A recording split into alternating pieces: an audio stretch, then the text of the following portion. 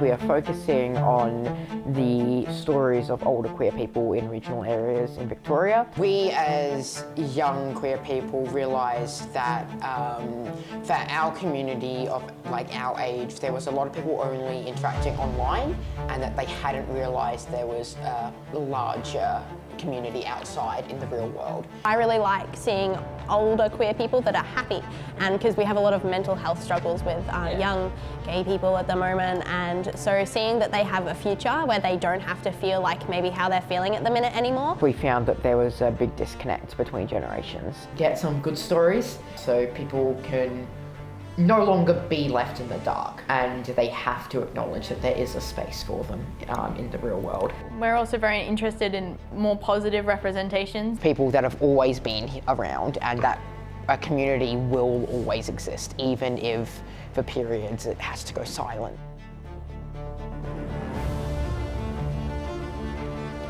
Intergenerational stuff has just not been done. People have forgotten about it. And I think it's really important for younger people to know how we got to where we are nowadays.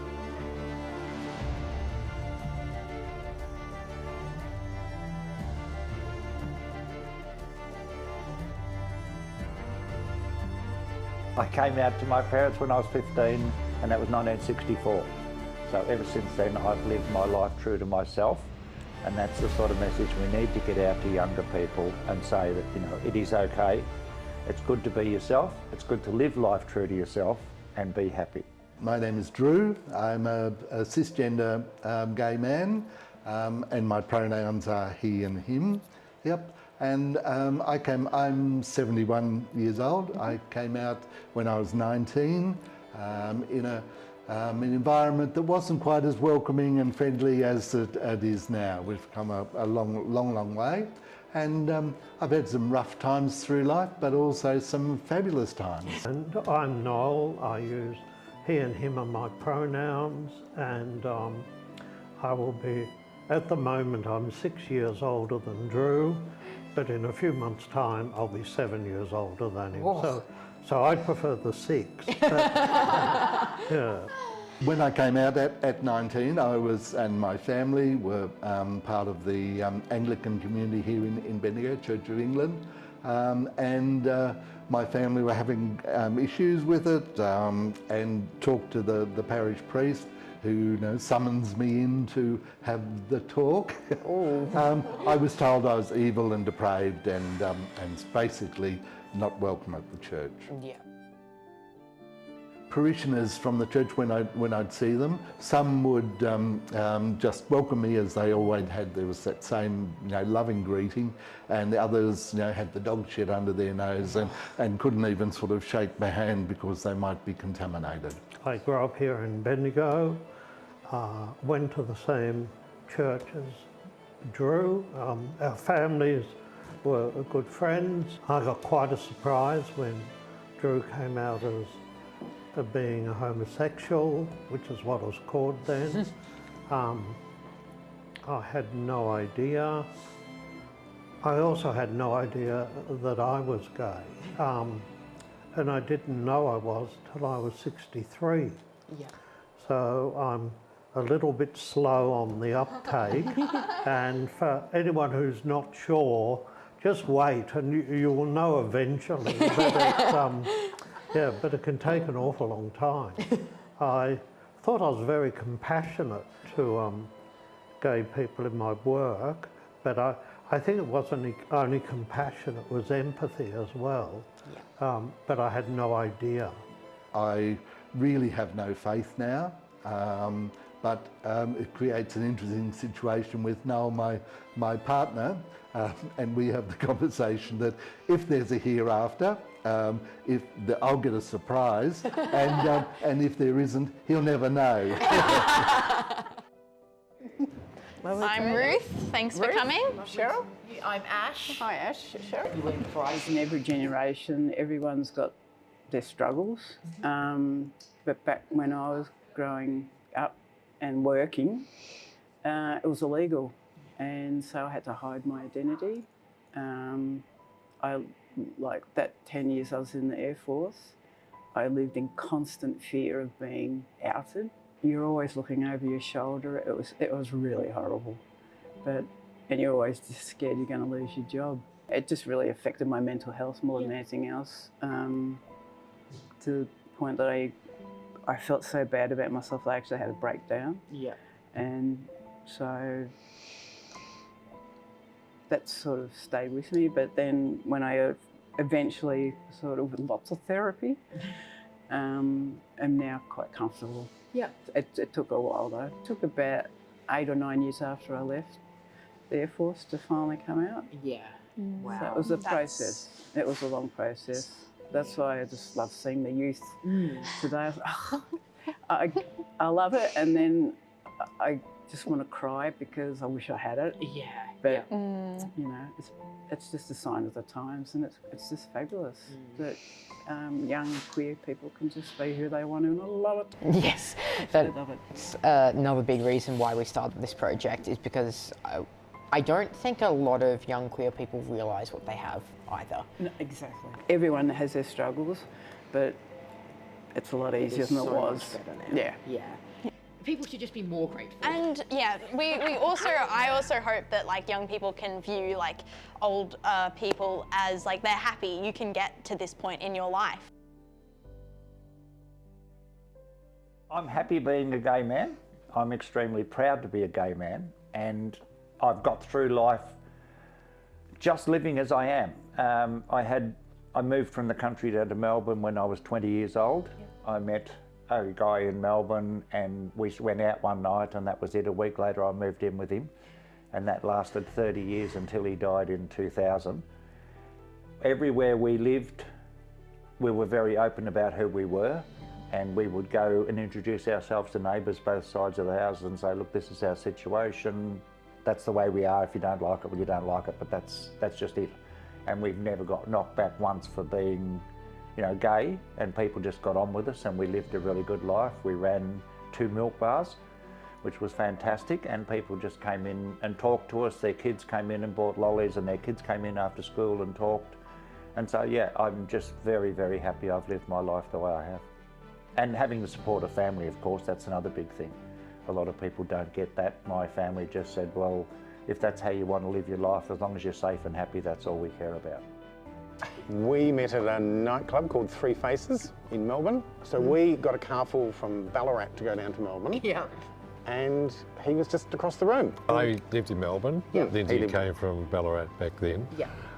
And I almost wasn't there, but one of the girls that I worked with wanted to go and see the show. Yeah. So that's how come I was there, yeah. And we sort of met and we looked across the room for a long time until the girl he was with came up and said, who are you interested in, him or me? And I said, you're in a gay club. It's him, not you.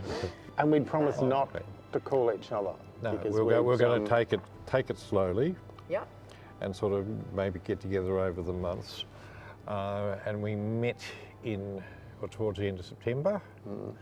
22nd. And I moved to Ballarat in January.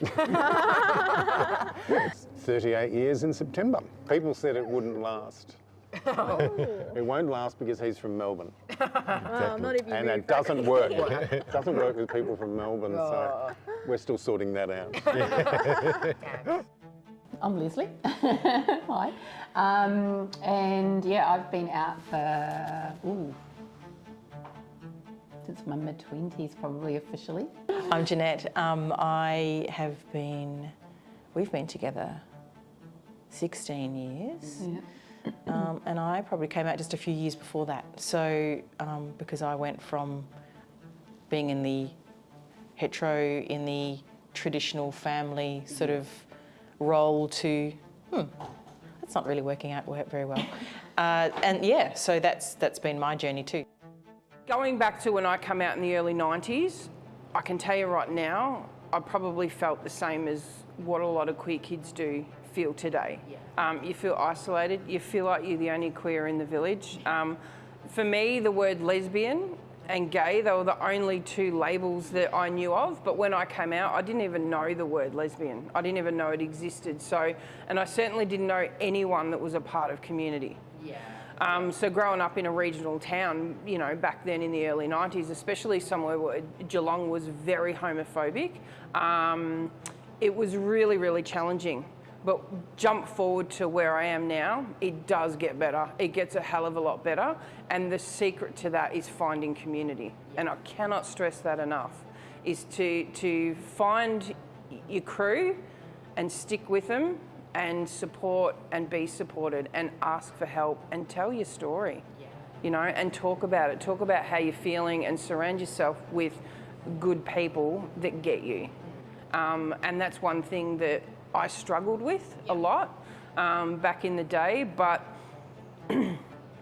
over time I found snippets of community. But it was hard back then because we didn't have mobile phones. We didn't have any way to communicate with people. It was literally word of mouth. Yep. And I'll say it now, and I'll say it forever, is I believe wholeheartedly that regional queer communities are way more inclusive than metro. And the reason why I believe that and I feel that is because we don't have the choice to have certain pockets of community in certain venues or however you want to disperse around the city. We have queer nights or queer venues or queer friendly venues, and it was like a once a month or a once a week kind of situation where we all come together regardless of gender and sexuality, identity, and we all got to know each other and we all got to learn each other's stories. The regional towns, because we're isolated, we tend to be more community minded, whereas in Melbourne it's like, oh, you know, Friday, Saturday night we'll just go to the club, go clubbing sort of thing, and not everyone's into that. So Rainbow Coffee Ballarat's been going since 2019 and I took the helm in 2022. My biggest advice whenever I speak to a group of young people is make a Facebook account. Yeah.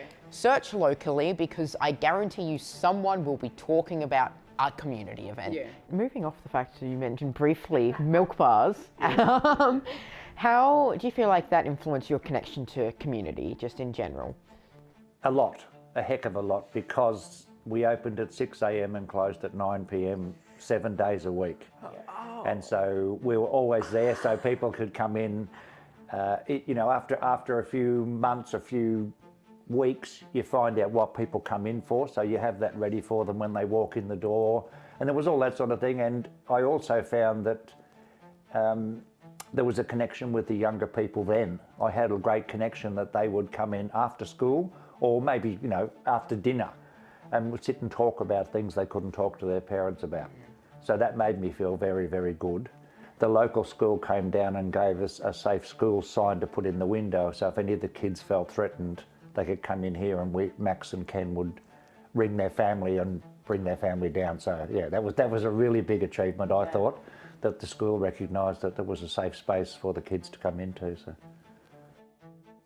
As a young gay man in my early teens, knowing I was different, not fitting in with anything. I didn't fit in with the, you know, the male masculine roles and stuff, and so isolative. So growing up in Bendigo, gradually, you know, met a community. Growing up, there was that camaraderie of the queer community who supported, even though we're all under the radar and invisible, it was safety. There was a sense of belonging, and you looked after each other. Because it wasn't safe out in the big world. And being in the country, we found it's not like it was, not like it is now. Yeah.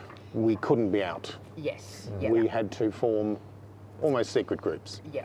So you found your friends and you stuck in that group. And you were very careful what you said in public and where you went. You could be bashed. Yeah. You could be chased and you could be bashed. It's not like nowadays where people are far more accepting. Yes. So to get gay life, we went to Melbourne. For me, I think it was a quieter life, and I found that the friendships and stuff in the country area were a lot more genuine. I was here with kids when we met, so Leslie joined the family and was stuck. really. She chose to stay. No, then we decided actually we did like to. So, because we can just go to the city when we need to. I think we actually like the quieter.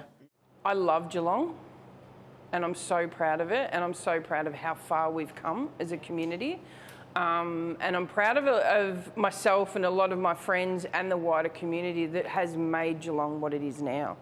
And it's taken a hell of a lot of work, and more importantly, a hell of a lot of pride to be able to be out loud and proud, and to be the face of community, and just be able to, I guess, be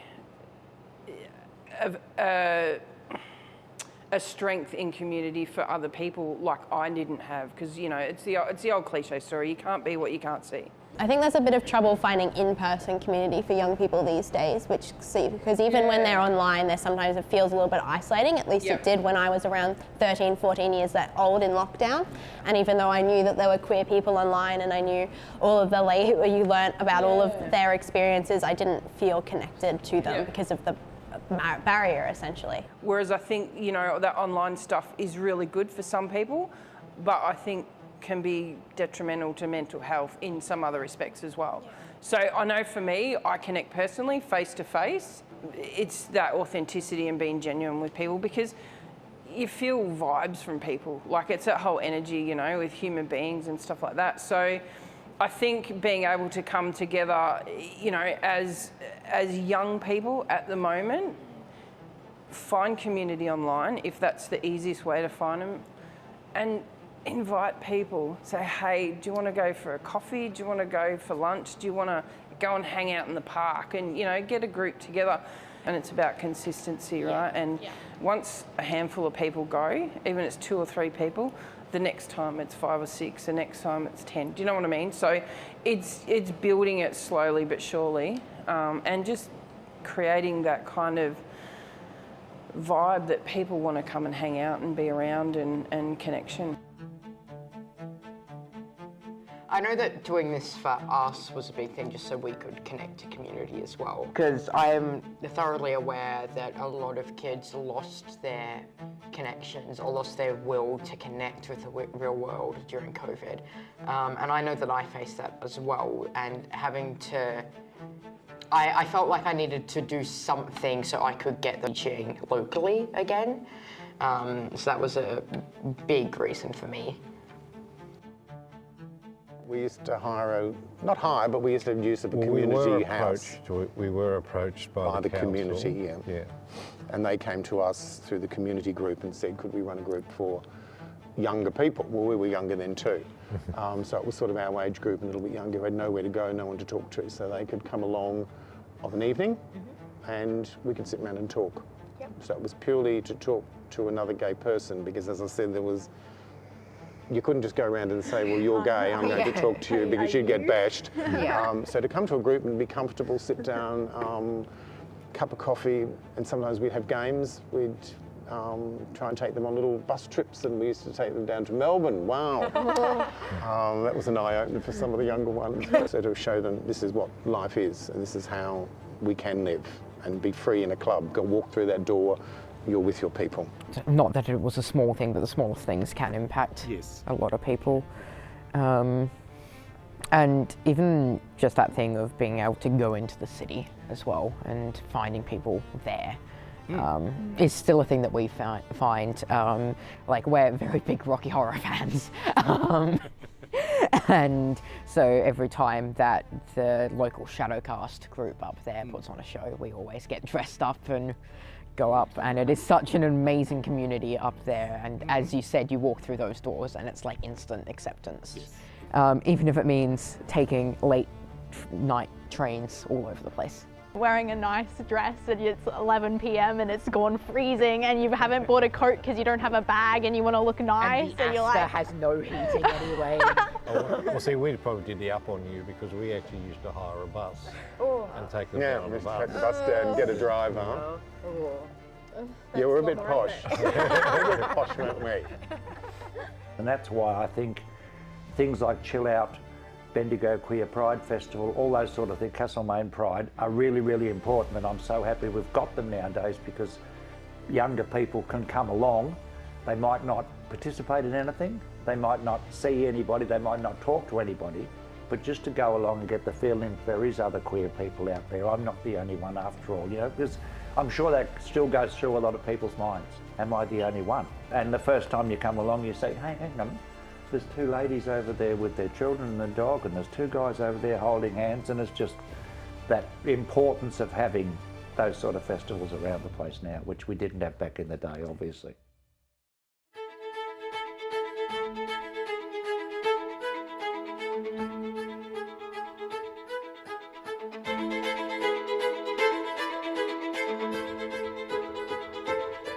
I loved it. It was going back to those days where I really needed to find community. Dykes on Bikes was one that really spoke to me as a motorcyclist, and also women, loving women. So it was just like a perfect world for me. And then I was only in it, I don't know, 6 months, and then I was asked to be vice president. So I went for that, and I kind of accidentally found myself in a leadership role. I had zero intention. And then it just happened, and then I ended up becoming president, and I was president for, I think, around 8 years or something. So I was part of the committee for 10 years, the whole time I was there, and then become president, and I was there for 8 years. The experience that I got in that role has led me to where I am today. Being a business owner now, I could not have done that without the experience of being president of Dykes on Bikes. So it's, and especially, you know, having employees, wearing a HR cap, we're like just so much involved, you know, treasury, secretary, like absolutely everything as part of being in a committee has translated to running a business. So I really encourage people to get involved with community. Can't stress that enough, and I'll say it a million times. How are you? And then if you do want to learn a bit more, get involved with the running of the committee in whatever way, shape or form you can. I love riding my bike more than anything, so that was the best part. Yeah. And the camaraderie and the friendships. I still ride in Mardi Gras most years. I've ridden and led pride marches all over the world, from Iceland to Berlin. I was in San Francisco when marriage equality come in. Doing this and again just meeting people who are queer and Australian and from regional areas like I am, it's been like a very big thing for me personally as well. Just because that world didn't exist to me 5 years ago. And it was, or anything that I knew about it was purely American or British. There wasn't an Australian culture.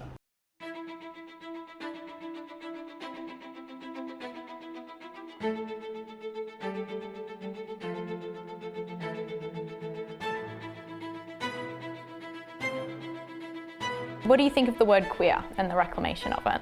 I struggled a little bit in the beginning because to me, queer was, you know, meaning strange or unusual or weird sort of thing. But I suppose the more we use it, and the more we use it as part of the community, the better I've come to accept the word. It was, to me, it's like, well, I don't feel I'm weird or strange, so why should I be included in that word? Yeah.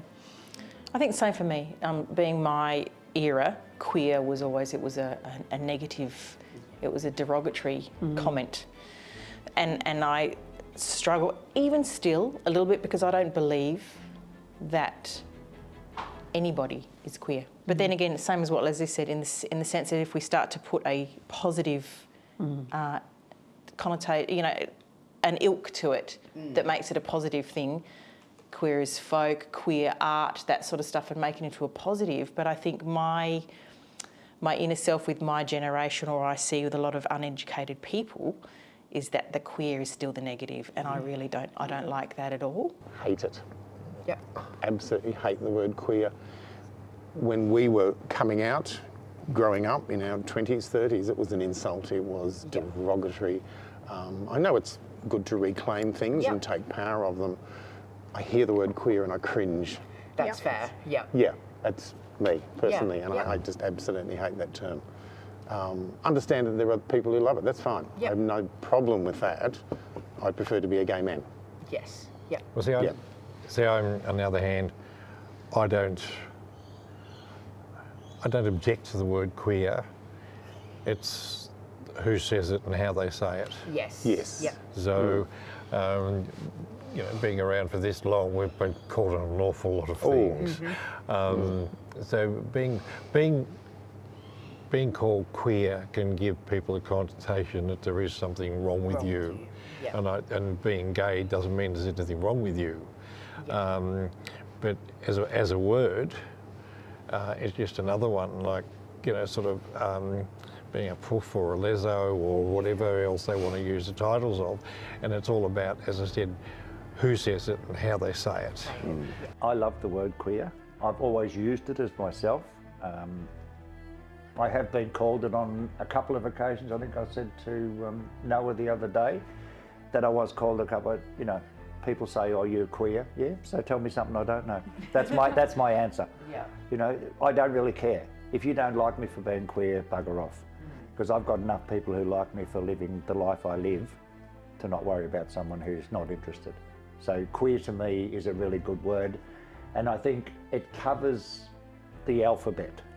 Rather than always trying to get at LGBTIQA+, just say queer. And I think it's not a derogatory word at all. I mean, it obviously was a few years ago. People were called queer for that reason, but you know, we've got to toughen up. No matter what life you lead, whether you lead a queer life, a gay life, a lesbian life, whatever it is, you've got to toughen up a little bit, and you're going to get, I mean, heterosexual people get stuff thrown at them as well. So you just got to learn to toughen up a bit and accept it. For me personally, it was the word dyke.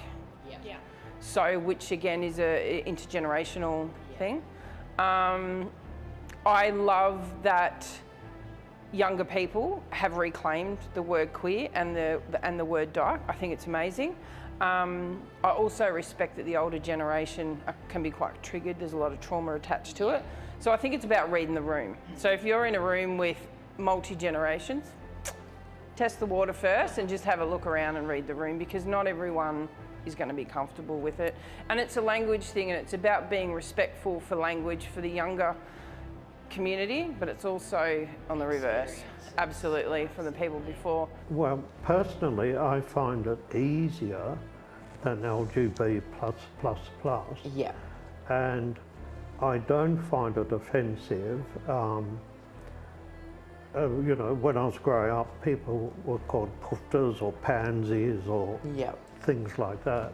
So I don't see it as derogatory, but I don't think I really like labels. Yeah. I think it's going to be wonderful if we ever get to the stage where we can just say, I'm normal. I'm me, rather than it having to be pigeonholed into different sorts of things, and that every sexuality is on the same level and on the same level of acceptance. Yeah. I think that would be really wonderful. We've already got, I think, 4 different opinions on the word, so it's a good question for us, just because there's so many differing opinions, and especially because that is the standard for our generation. And lots of people call themselves that as their only label. Myself included, I couldn't be bothered with specifics. And we use the terms of our gay community or our rainbow community, and that's how we talk. Yeah. And rainbow's new to us. I feel like a rainbow I should probably start adopting on as well. I feel like it's not a thing with people our age, but every time that I've gone to Rainbow Coffee, etc., people have been using that. So I feel like, I know it's a nice term as well. And it's not a reclaimed term, so. As a gay man, I've generally been accepted. In my relationships, we've generally been accepted as a couple. So I've been in business, I've worked in community health and drug and alcohol and mental health, so understand the issues and experienced the issues when I was younger and in my peer group of the dilemma with mental health and stuff as well. So it's really important, I think, to get message out that there are positive stories from the elder queer group as well. So that their life can be full of rainbows as well. Yeah. So obviously you came out later in life, but still relatively recently that gay marriage was legalised. How did that impact you specifically? Well, personally, of course, it affected me because Drew had always said, we were talking about when the vote was taking place, and he'd always said, I never want to get married. I've, as I said, been a gay man since 19. I've been in long-term relationships. And as a gay man, I thought marriage was an institution that I didn't need. I'd been rejected from my church when I was younger, so I'd sort of stepped aside from religion. So I didn't believe that marriage was necessary. I wasn't going to have kids, nor my partner. But with the marriage equality debate and the hatred that went on from the No campaign, it really hit me hard, just how unequal I still was after all these years of feeling equal. And right up until the day, I wasn't sure whether it would be positive or negative, whether it would go through or not. And when it did, there was this very cathartic experience for me of suddenly feeling equal. We were on holidays and sitting having a gin and tonic, and he said, "Noel Thomas Richards, will you marry me?" And I said, "Andrew John Reid, yes." And then I ordered another gin, and we just kept talking about politics or something or other. And it wasn't until we went up to our room that I thought, oh my God, it was such a shock, but it was a delayed shock. And I think it was for him too, because he was quite happy talking about how lousy the government was or something. And then it suddenly hit us, my God, we've got to get married, we've got to get married, So that was, and I think the other thing that was wonderful was for everyone else, for those who had, just always been second class. That was just horrific. So I was enormously pleased for everyone. And we got married in a church in Bendigo. My partner is an Anglican priest, and though it's not acceptable in the Anglican Church, we got married in the Uniting Church and had this wonderful, huge day of celebration with hundreds of people, and it was absolutely fabulous. So that's sort of where it led to me. Australia says yes, yes. It was really nice to hear about the community here, whether they're interacting with the church, not very many people or previous groups, but it's nice to see that everyone from everywhere is basically the same. I feel like, as someone who's never been very religious, that was a really good conversation. It was particularly interesting just because I had never really considered like what a queer identity would look like within the church. Within my world, that wasn't an idea in my mind. The church is such a big thing in Ballarat specifically, but also looking at it in Bendigo, I don't know, haven't really heard much of the church in Bendigo. Because lots of regional communities are often built around the church, essentially. Some of them are going to be more religious hubs than others, but most of the time what they're doing is that the first people that go out there are going to be these kind of missionary people, and then that's why we are still so religious, especially regionally. Just really depends on who your family is and how their traditions, I suppose.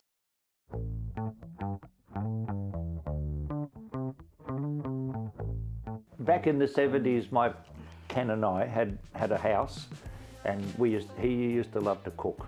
He was a self-taught cook, so he'd cook constantly, and we would have dinner parties. So that's when it all started, and I'd get dressed up in drag. And it wasn't very good drag back then. It was quite tacky drag, but anyway, it was still fun doing it. A place in St Kilda called the Prince of Wales Hotel, which is at the bottom of Fitzroy Street. They had drag shows on there, and we started going to that. And a couple of times I wore drag to the drag shows, you know, on a Sunday night. And then all of a sudden I got asked to work there backstage, dressing the girls to go on stage. And that was the most fascinating 3 years I've ever done.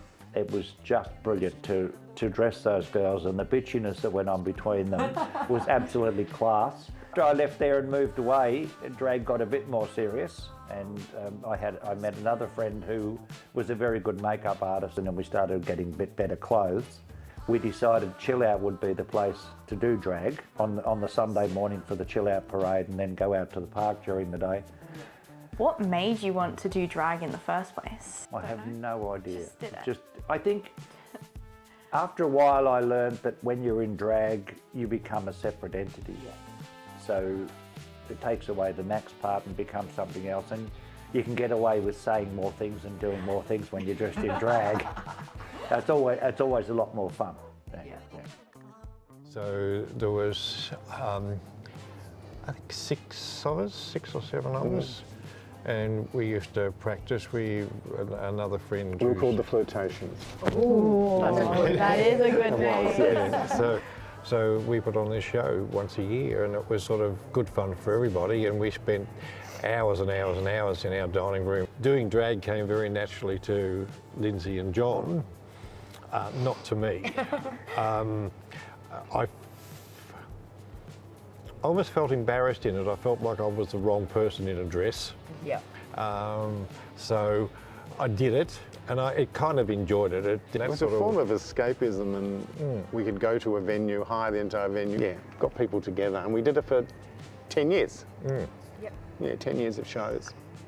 I think it provides an area for people to express themselves without, sort of criticism and, so that free expression.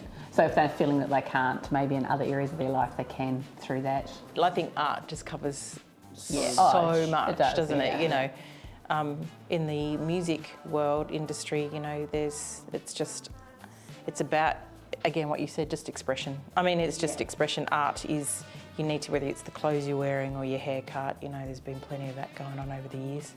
The different hair, you know, that I'm like, how great is it? You know, that you can just, isn't that what fashion and all that sort of stuff? So as well as the expression of being able to put it on and make it tangible as well, you know, it's incredibly important in everyone's life. That's the creativity to actually be able to be, essentially goes back to who you are. You spoke a little bit about having a family. What does your family look like, and also how has it impacted your experience as being queer? So I tried the traditional method of hetero family, and that worked for a while. Had 5 children, and who are all incredibly amazing. So when I brought up the kids, it's just like everyone's just equal. You know, there was nothing. So when I came out to them, they were like, yeah, I'm not surprised. I was just like, really? He's like, you could have told me. Like, I've been struggling for years. Anyway, so they're all fine. And some of them were in teenage years, so there was a little bit of, I'm sure they had their own thing they had to navigate. Sometimes it was spoken about, sometimes not. But I think at the end of the day, we all came out okay, you know, in that transition, which would have been tricky. But that was also in a transition of marriage breaking up and toxicity within all of that. And, you know, so there was multiple different layers going on there. They're amazing. Our adult children are beautiful. Leslie has, you know, as a step parent coming into that as well with all the layering going on, has her own journey. But I think where I have found that through the expansion of coming out and being in our family and then expanded the friendship circles, the community, pretty much everyone was cool with it. We just live our life as we live it. It goes back to where we made stories up in our own heads about, oh, that family member might freak out or whatever. Actually, we've just had support. Because what it shows is that, you know, you're happy and you're building this life that you are really sort of thriving. And that's what your friends and your family want. We've been extremely blessed in that way. And when I entered the family, it was ages 8 to 18. So teenagers were a struggle, not having grown up with sort of been part of the process with them as little ones through to. But they were all, I mean, yeah, the issues we had were not around our sexuality or anything like that. It was more they're being teens and they're pushing and, you know, that sort of stuff. So was learning all of that and where my role as a step parent, where I can step in and can't step in and, you know, all those sorts of things, and them accepting me in that role. One of the second youngest, who at that stage was probably, I know, 18, 19, he gave me a card, and I think it was probably quite pivotal for me in the fact that he stated in the card that he really considered me another mum, and that was really sweet. Was big. We didn't raise the children, we share in the raising of the children. Yep. So I was asked to be a surrogate father by two ladies, and I initially went, really? Two beautiful boys, and they're just an absolute delight to our life. And then now one's turning 16 tomorrow and the other one's turning 19. Who just call us Lindsay and Colin. There's no dad thing going on. Well, Oscar does occasionally refer to us as Dead 1 and Dead 2. Dead 1 and Dead 2.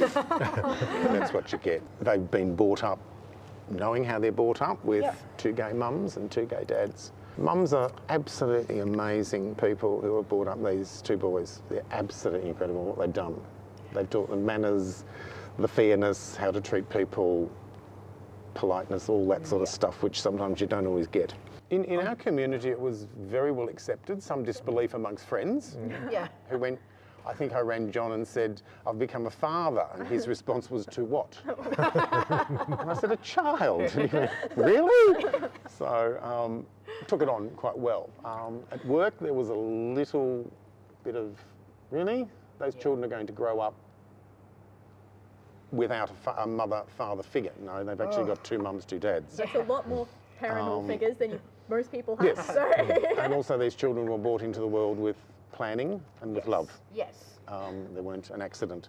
But there was a little bit of opposition of, you're really, you know, qualified to bring up children, you really shouldn't be, queer people shouldn't have, gay people should. That statement is silly in a way, because anyone having children, straight couples having children, they don't know what it's going to be like until they actually have it. No one knows what they've it's got like. parents and they've got siblings, but until you actually get in there and that child is born and you're changing nappies and taking them for walks and trying to get them to go to sleep and feed them and all that sort of stuff. Stopping them from yelling. They don't know what they're in for until they get there. Yeah. Changing the nappies was a shock for me, because I was involved in nursing, so I think the mum had more trouble with the nappies than I did. I'd go in, so I can deal with that, that's fine. Nappies is okay for me. There's so much joy in living and just finding out even little things. Like the first time Drew and I were together, and that night he'd put toothpaste on my toothbrush for me. That really undid me. I've never experienced something like that, of someone putting toothpaste there for you. And you know, so it doesn't have to be the huge things. If you're really loving or growing in love of someone, you know, don't dismiss the little things as well, because they are huge. Yeah, that's really lovely. I know.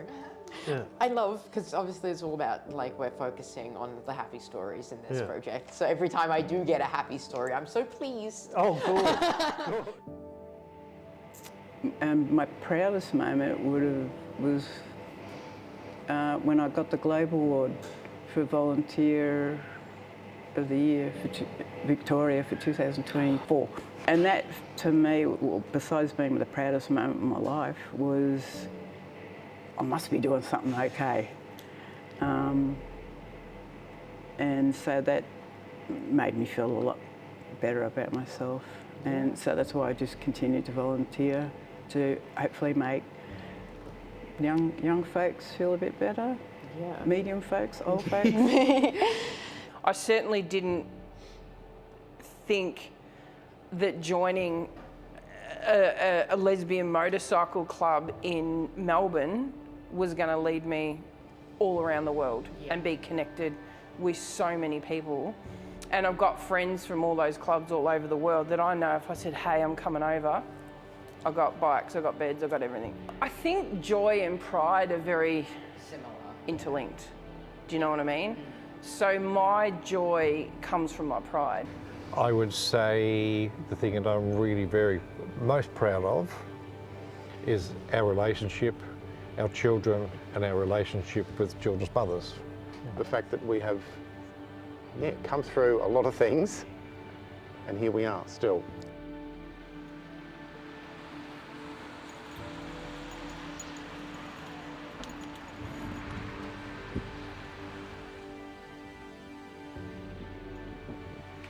There's so many queer people who are just basically doing the exact same thing as normal straight people do, but just gay. There's a weird sense of alienation. There is that a people, weird sense like, of alienation. think. You feel like you're supposed to be doing something different. Yeah. But you don't actually have to. You can, absolutely. No. You can Go have for kids it. and a cat. Have some coloured hair, or you can get divorced from your husband and go marry a woman. One of the main things that sticks with me is how you can both be queer and religious. And I know that objectively, and I'm really glad for Noel, because he managed to get through those, 63 years with having a good relationship to God and then being able to accept his gayness. I found it really interesting just how many of the gay men that we spoke to did drag. Oh my God, It was such a big thing, especially in regional Australia, because my perception of drag has always been heavily Americanized, just because that's the media that I've seen of it. Mainly. The other thing I was surprised about was how open and willing people were willing to talk to us about things. We were very open, you can just pass on questions, because I knew I'd be probably uncomfortable saying those things if, people had used the word queer derogatorily against me. But they were everyone answered the questions anyway, and it was a really good pretty crowd. nice to us. Yeah. I liked that. Be your authentic self. To be out, be proud, be positive, that people have problems with you and your lifestyle, it's their problem, not yours. Whether you're straight, gay, queer, whatever you are, life is full of hurdles and joys, and sometimes it's what you make of them and how you respond to them as well. Being truly who you are and using your own integrity is the most important thing. Even though that can be difficult at times, you will find your people, and you'll find where you fit and who you want to hang out with, rather than trying to be what others expect you to be all the time. Really be you, because, with my belief in God and God being love, each individual is the greatest person of his creation. A lot of people don't let themselves be that wonderful person. I came out in the 90s when I was 20. I just turned 50 and I still come out every day, but I do it in a different way because I actually don't give a shit if people judge me anymore. And I think that comes with age and wisdom, do you know what I mean? Which is not something I can just hand you, but the more you do something, the easier it gets. So just be yourself and you know what? Puff your chest out, be super proud and just strut into this life like you own it. I know it takes a lot, but you've got to build up your confidence. You've got to be confident with who you are, how you're living your life, and build up that resistance to people calling your name and think, well, okay, that's not going to hurt me. I know that I am queer. I know that I'm gay. I know that I'm a lesbian. I know that I'm a gay guy. I know I'm a bi guy. But I've got to accept that inside, because internalised homophobia is one of the worst things. And I think that's why this intergenerational stuff really needs to be delved into a lot more, and we need to get a lot more of it going so that people do feel accepted and do feel okay with being who they are. Being younger and growing into an older person And you have your ups and downs when you are younger. Like you guys have got a lot of experiences to go yet. Oh, yes. And you'll get your heart broken. Yes. It's inevitable.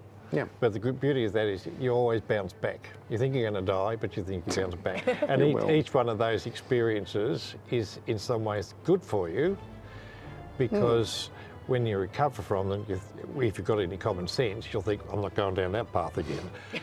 Makes you stronger. So, yeah, so you do get stronger. Please remember how loved you are, even if you don't feel it. And and the other thing is, and God never creates shit. So you're okay. Yeah. It's been a wonderful journey to go on, but now it's time to speak to you directly, the young people watching. We ask of you to get offline and engage with your community, support those locally around you, because it will overall increase your well-being and help the community grow. And to those adults watching, you can do things too. You can ask the children in front of you what they need and help them access currently available services and touch grass. Thank you for watching. You're too close to me. We sit next to each other in a classroom. And I never look at you when that happens.